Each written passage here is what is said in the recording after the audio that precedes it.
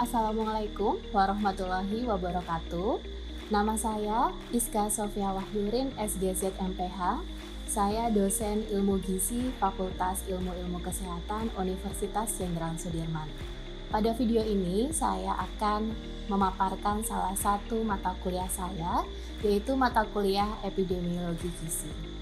Tujuan dari video ini adalah untuk menyusun dokumen pernyataan diri dalam unjuk kerja Tridharma Perguruan Tinggi dalam sertifikasi dosen tahun 2021. Video ini akan saya paparkan beberapa poin. Yang pertama adalah poin delivery, kemudian interaction, dan yang terakhir adalah assessment. Untuk deskripsi mata kuliah Epidemiologi Gizi diambil oleh mahasiswa jurusan Ilmu Gizi Universitas Jenderal Sudirman pada semester 4 dengan bobot SKS 2 dalam teori.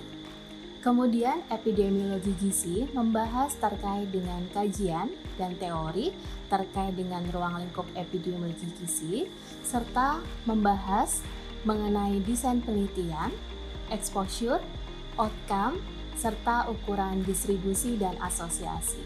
Lebih lanjut, mata kuliah ini membahas tentang epidemiologi gizi terapan pada program dan kebijakan gizi. Capaian pembelajaran lulusan atau CPL Prodi yang dibebankan pada mata kuliah ini adalah: yang pertama, menerapkan pemahaman tentang data-data statistik vital seperti angka kematian, angka kelahiran, maternal mortality rate, infant mortality rate, bahkan prevalensi dan insidensi.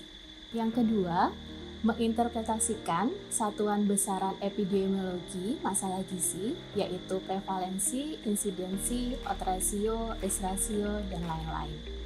Yang ketiga adalah menganalisis konteks surveillance dari perencanaan hingga monitoring evaluasi pada asuhan gizi di masyarakat. Capaian pembelajaran mata kuliah adalah mahasiswa mampu menerapkan prinsip epidemiologi dalam kajian serta penelitian terkait dengan gizi. Materi mata kuliah akan disajikan dalam 12 kali tatap muka. Yang pertama, sejarah dan konsep epidemiologi gizi. 2. Konsep riwayah alamiah terjadinya penyakit. 3. Interaksi host, agen, and environment. 4. Tahapan pencegahan penyakit tidak menular. 5. Menghitung prevalensi, insidensi, dan case fatality rate. 6. Menghitung angka kematian kasar dan angka kesakitan. Selanjutnya, setelah ujian tengah semester, akan ada materi terkait dengan epidemiologi analitik, epidemiologi deskriptif, ukuran epidemiologi pada studi analitik, screening, error dalam penelitian, serta penerapan prinsip epidemiologi terkait dengan gizi. Delivery merupakan cara penyampaian materi pembelajaran. Sistem pembelajaran menggunakan sistem sinkronus dan asinkronus. Sistem sinkronus memanfaatkan platform Zoom dan Google Meeting yang telah disediakan oleh Unsud, sedangkan sistem asinkronus menggunakan Learning Management System dari Unsud yang bernama LDRU. Referensi serta bahan kajian yang digunakan pada mata kuliah Epidemiologi Gizi adalah buku referensi utama epidemiologi dan epidemiologi gizi serta jurnal internasional yang terbaru. Berikut adalah referensi dalam mata kuliah ini.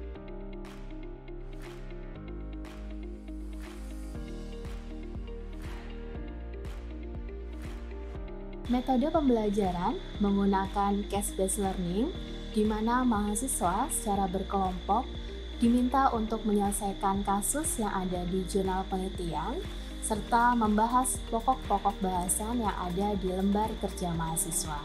Contohnya, mahasiswa diminta untuk menemukan dan menganalisis ukuran epidemiologi pada jurnal internasional seperti prevalensi, insidensi, maupun angka kesakitan. Kemudian poin interaction, interaksi antara saya dengan mahasiswa. Melalui berbagai platform, saya terus mengajak mahasiswa untuk berdiskusi baik di dalam perkuliahan maupun di luar perkuliahan. saya membuat perkuliahan interaktif, di mana saya membuka diskusi dan pertanyaan di awal, di tengah, maupun di akhir perkuliahan. Selain itu, saya juga sering melempar pertanyaan sehingga mahasiswa dapat aktif dan tertarik dalam materi saya. Selanjutnya, dalam metode case-based learning, mahasiswa dipaksa untuk aktif dalam kelompoknya masing-masing sehingga dapat terpecahkan kasus yang ada di lembar kerja mahasiswa. Kemudian, pada saat mahasiswa mempresentasikan hasil diskusinya, maka kelompok lain dapat menjawab atau dapat bertanya tentang hasil diskusi kelompok tersebut. Selanjutnya, selain interaksi di dalam perkuliahan, saya juga membuka interaksi melalui WhatsApp group ataupun melalui menu diskusi yang ada di LDRU. Kemudian, point assessment atau penilaian. Penilaian terhadap mahasiswa pada mata kuliah ini dibagi menjadi beberapa komponen. Yang pertama adalah komponen ujian tengah semester, ujian akhir semester, serta case-based learning. Case-based learning memiliki bobot yang lebih tinggi, yaitu lebih dari 50%, karena memiliki komponen yang pertama adalah peer assessment. Mahasiswa dapat menilai teman satu kelompoknya terkait keaktifan, kemudian kedalaman materi, serta kerjasama. Selain itu, penilaian juga ada pada makalah diskusi, presentasi, serta saat presentasi berlangsung. Selanjutnya, penugasan serta penilaian telah disepakati antara seluruh tim teaching dan mahasiswa di awal kontrak pembelajaran, sehingga mahasiswa dapat mengemukakan pendapatnya terkait sistem penilaian, serta dapat mempersiapkan pembelajaran dengan baik. Selanjutnya, penilaian bersifat adil, terbuka, dan objektif, karena seluruh penilaian secara transparan terdapat dalam sistem learning management atau LDRU Unsur. Selanjutnya, saya akan memutarkan video perkuliahan epidemiologi gizi tatap muka kelima, yaitu prevalensi, insidensi, dan case fatality rate. Berikut adalah video tersebut.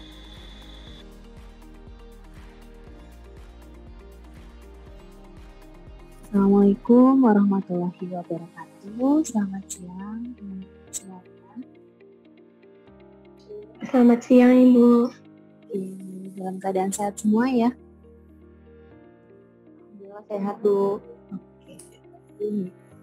Pada kesempatan ini di mata kuliah epidemiologi, pada mata kuliah epidemiologi gizi, saya akan mendiskusikan bersama dengan teman-teman semua terkait dengan ukuran epidemiologi gizi. Sebelumnya, untuk merecall pertemuan sebelumnya, saya akan bertanya terlebih dahulu mungkin ya, terkait dengan epidemiologi. Mungkin ada yang tahu apa itu epidemiologi? Silahkan. Silahkan langsung. Iya, boleh. Silahkan. Ya, izin menjawab Bu, untuk epidemiologi sendiri adalah ilmu yang mempelajari tentang perjalanan suatu penyakit, Bu, setahu saya. Oke, ilmu yang mempelajari perjalanan suatu penyakit. Oke.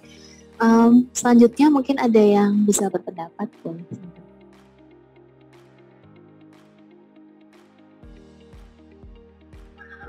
Izin berpendapat Ibu. Seingat saya dari pertemuan kemarin, arti epidemiologi per kata untuk epi sendiri artinya itu atas, untuk demos itu artinya penduduk, dan logos itu artinya adalah ilmu. Jadi bisa diartikan epidemiologi adalah ilmu yang mempelajari segala sesuatu yang menimpa atau terjadi pada penduduk. Seperti itu Ibu. Oke, bisa jadi itu terkait kata perkatanya ya dari Merah ya. Kalau dari Paulina tadi terkait dengan pengertian secara umum. Jadi betul ya, epidemiologi merupakan ilmu-ilmu yang mempelajari segala sesuatu tentang penduduk kalau terkait kata demi kata. Dan kemudian secara umum epidemiologi itu mempelajari faktor-faktor yang berhubungan, apa saja faktor risiko yang berhubungan terhadap kejadian suatu penyakit. Kalau di gizi tidak hanya terkait penyakit saja, tapi bisa terkait dengan masalah gizi, stunting, wasting, dan lain-lain gitu ya. Oke, saya lanjutkan dulu terkait dengan capaian pembelajaran mata kuliah yang akan kita ambil dari mata kuliah ini, yaitu nanti teman-teman diharapkan mampu menginterpretasikan ukuran epidemiologi berupa prevalensi, insidensi, dan case fatality. Jadi ini 3 poin yang akan kita bahas.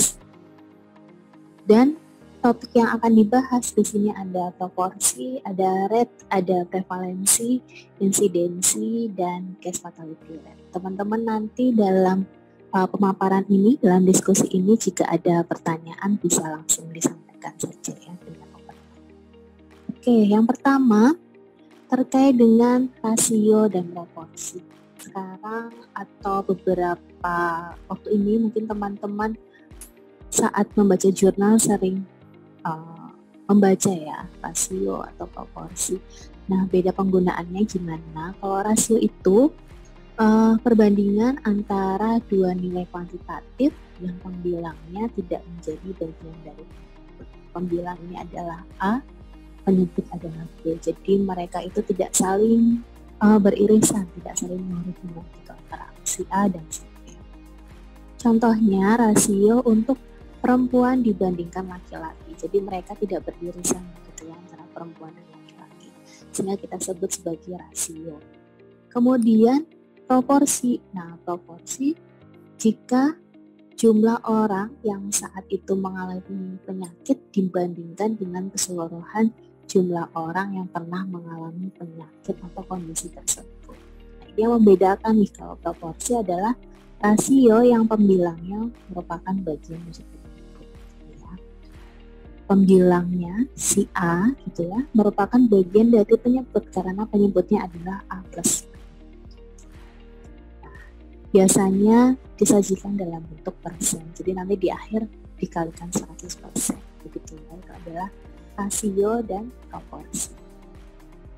Baik, selanjutnya untuk contoh soalnya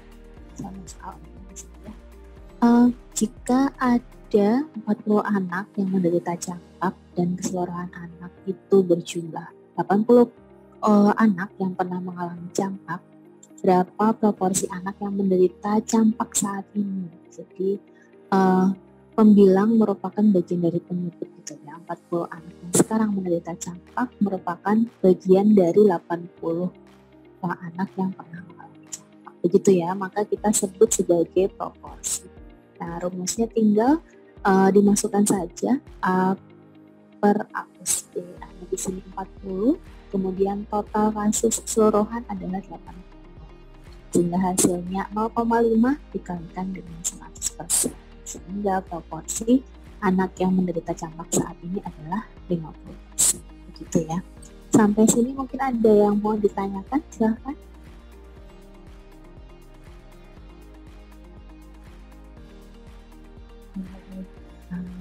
Nextnya, tadi sudah proporsi, sudah rasio, sekarang ada rate.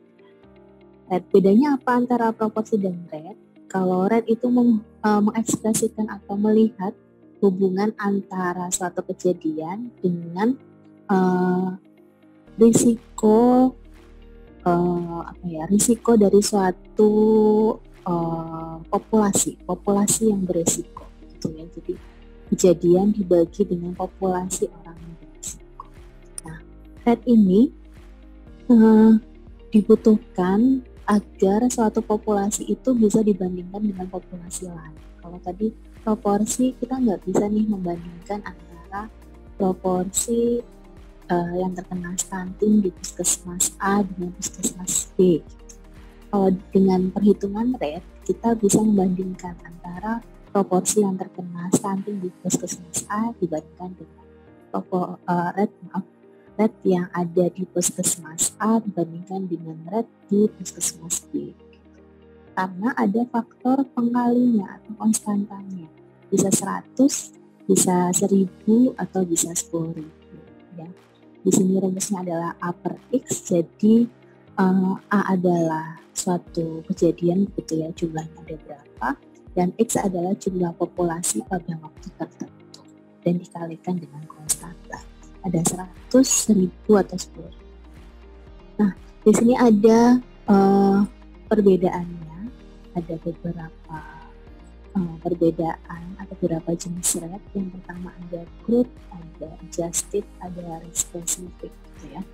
Jadi kalau crude itu kasar, jadi menyajikan data atau informasi keseluruhan dari populasi tersebut.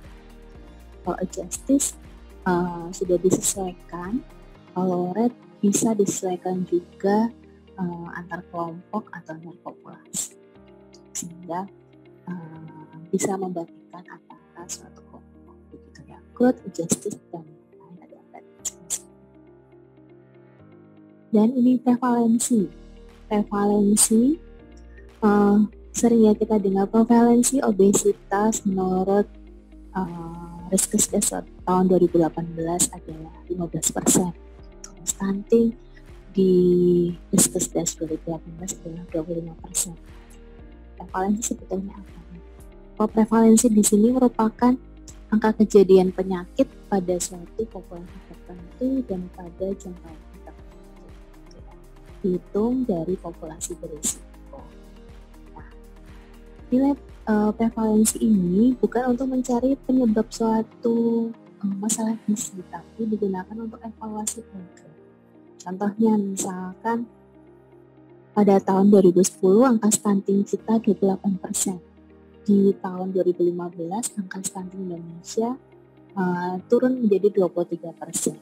Kita bisa mengevaluasi program dari situ. Ternyata prevalensi stunting di Indonesia menurun nih. Nah, berarti program yang dibuat oleh pemerintah berhasil atau tidak berhasil gitu ya. Jadi bukan untuk mencari penyebab, tapi digunakan untuk evaluasi dari program. Dan prevalensi itu ada 3 bagian, ada point prevalensi, periode prevalensi, dan ada lifetime prevalensi. Kalau point prevalensi melihat jumlah yang sakit atau yang terkena masalah gizi pada satu waktu ya. Kalau periode jumlah yang pernah sakit dalam jangka waktu tertentu, misalkan pada bulan, pada tahun. Lifetime itu merupakan sejarah. Jadi lampaunya prevalensinya itu seperti apa, berapa persen. Ini ada 3 jenis prevalensi. Oke, sampai sini mungkin ada yang mau ditanyakan, silahkan.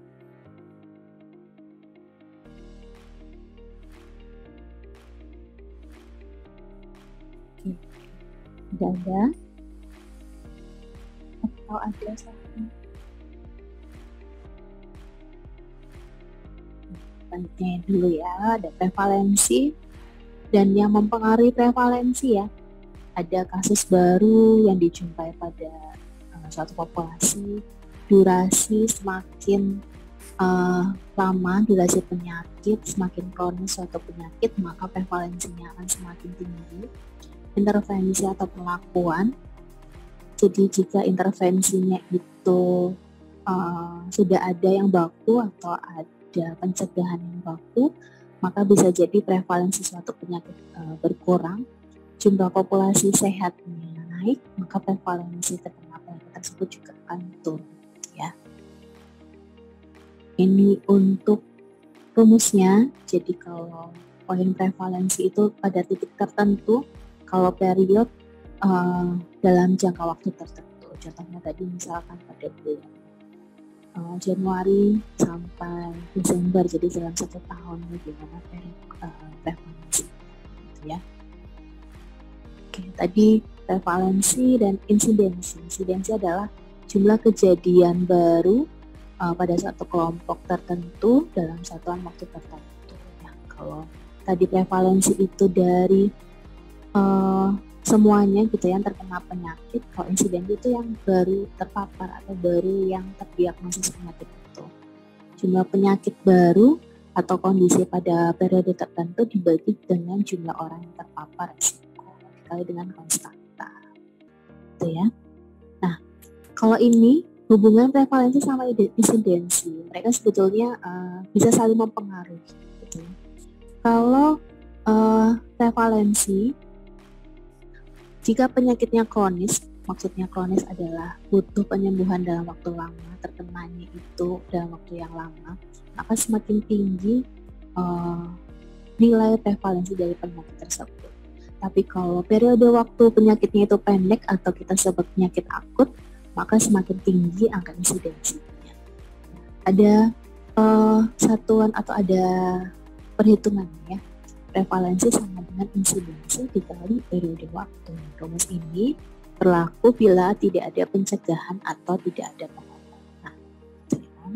Nah, selanjutnya saya ada gambar nih teman-teman. Silahkan mungkin ada yang bisa menceritakan ini bagaimana hubungan insidensi, prevalensi, kemudian ada sembuh dan meninggal di sini. Ada yang bisa share mungkin, bisa memahami ini, silakan. Ibu izin menjelaskan. Oke, silakan.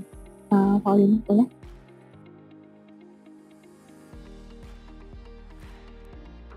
Ya, kalau kita lihat dari gambarnya, di situ ada air mengalir dari keran, terus ada wastafel dan juga selang pembuangannya.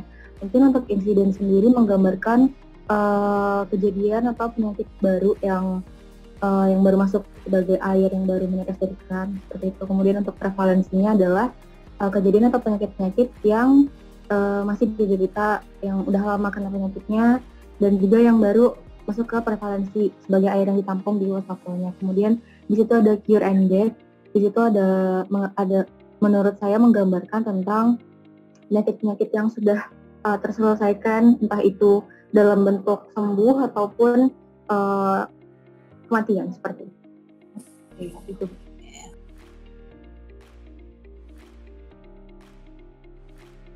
Nah, oke, kita masuk ke dalam latihan terlebih dahulu di akhir ini ya. Silakan mungkin ada yang bisa mengajukan pendapatnya, perbedaan antara insidensi dan prevalensi dari diskusi kita tadi. Silakan. Yang mungkin Fatimah bisa insidensi dan prevalensi. Mencoba menjawab ya Bu, suara saya sudah masuk. Masuk. Oh iya, izin menjawab sepaham Fatimah setelah tadi sudah dipaparkan oleh Ibu. Untuk insidensi itu suatu kejadian yang baru saja muncul, sedangkan prevalensi itu apabila diibaratkan yang berada di wastafel itu ya Bu, itu yang sudah pernah terjadi seperti itu. Oke, soal latihan yang kedua terkait dengan hitung-hitungan. Di sini kita mau lihat pertanyaannya adalah pada suatu daerah yang memiliki puskesmas terjadi peningkatan jumlah kasus campak. Ya. Laporkan dari puskesmas ke dinas kesehatan dengan data seperti berikut. Ada golongan umurnya, ada populasinya ada berapa, kasusnya berapa, dan jumlah kematian. Nah, dari data tersebut, maka nilai case fatality rate-nya berapa ya? Mungkin bisa dihitung dulu pakai alat bantu boleh? Silakan. Ada yang sudah ketemu? Ya, Ibu izin menjawab? Ya, boleh. Silakan. Paulina. Untuk dari kasus yang disajikan, di situ kan kita lihat kematiannya 45, kemudian jumlah kasusnya adalah 1007. Kita masukkan kasusnya jumlah kematian per jumlah penderitanya 45 dibagi 1007 itu hasilnya 0,044 dikali dengan konstanta 100, maka CFR-nya adalah 4,5. Oke, betul. Kenapa tidak menggunakan jumlah populasi? Bisa dijawab? Karena kalau CFR itu dia adalah bagian dari kasus yang itu penderitanya aja gitu. Penyakit. kematian, ya keganasan. Tadi kan keganasan ya Bu, case fatality rate. Oh, oke, betul ya. Jadi karena ini kita menghitung case fatality rate, jangan terkecoh pertama dengan per golongan umurnya, karena case fatality rate itu di soal ini diminta untuk menghitung keseluruhan case fatality rate gitu. Karena begitu kita menjumlahkan dari jumlah kematian dijumlahkan, kemudian jumlah kasus juga dijumlahkan. Kenapa tidak pakai jumlah populasi? Karena kita melihat kefatalan dari penyakit tersebut. Jadi pembaginya adalah jumlah orang yang terkena penyakit atau virus tersebut. Baik, begitu dari pertemuan kelima kita pada siang hari ini. Teman-teman nanti bisa melihat referensinya di buku Albinya, epidemiologi gizi, dan dari Bonita terkait dengan basic epidemiologi. Nanti bisa dipahami lebih lanjut di sana. Dan terakhir mungkin ada yang mau bertanya sebelum saya tutup mata kuliah ini, silakan.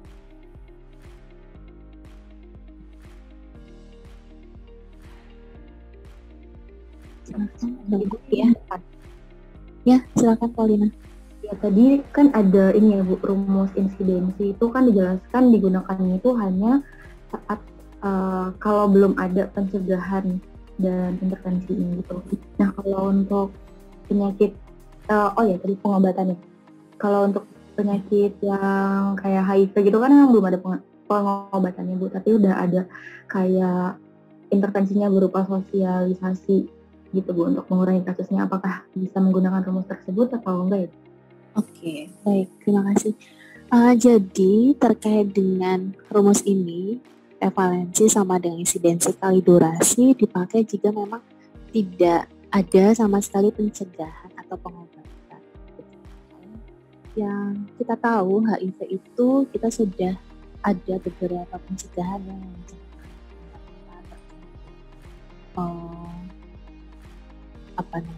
safety pencegahan yang terkait dengan pencegahan penularan penyakit menular seksual gitu ya. Kemudian juga ada pengobatan yang rutin diberikan kepada ODA gitu ya. Namun walaupun pengobatan itu tidak bisa menyembuhkan 100%, tapi dari pencegahan itu sudah ada atau sudah dicatat. Sehingga rumus ini tidak bisa digunakan lagi yang pertama. Contoh yang lain adalah rumus ini bisa diterapkan saat kasus COVID-19 awal gitu ya, saat di Wuhan. Karena waktu awal terjadinya COVID-19 di sana kan tidak ada pencegahan yang, belum tahu ada pencegahan yang pas untuk COVID-19 saat itu gitu ya. Baru-baru sekarang misalkan ada vaksinasi, kemudian ada pemakaian masker, kemudian jaga jarak dan lain-lain. Pada saat awal-awal terjadinya COVID-19 di Wuhan, mungkin rumus ini bisa kita pakai begitu. Tapi pada saat sekarang, saat sudah ada vaksinasi, kemudian pencegahan secara masif oleh pemerintah, rumus ini tidak bisa dipakai. Jadi butuh rumus ini memang pada saat kondisi-kondisi tertentu begitu. Demikian video PDD UKT-PT dari saya. Semoga video ini dapat bermanfaat. Wassalamualaikum warahmatullahi wabarakatuh.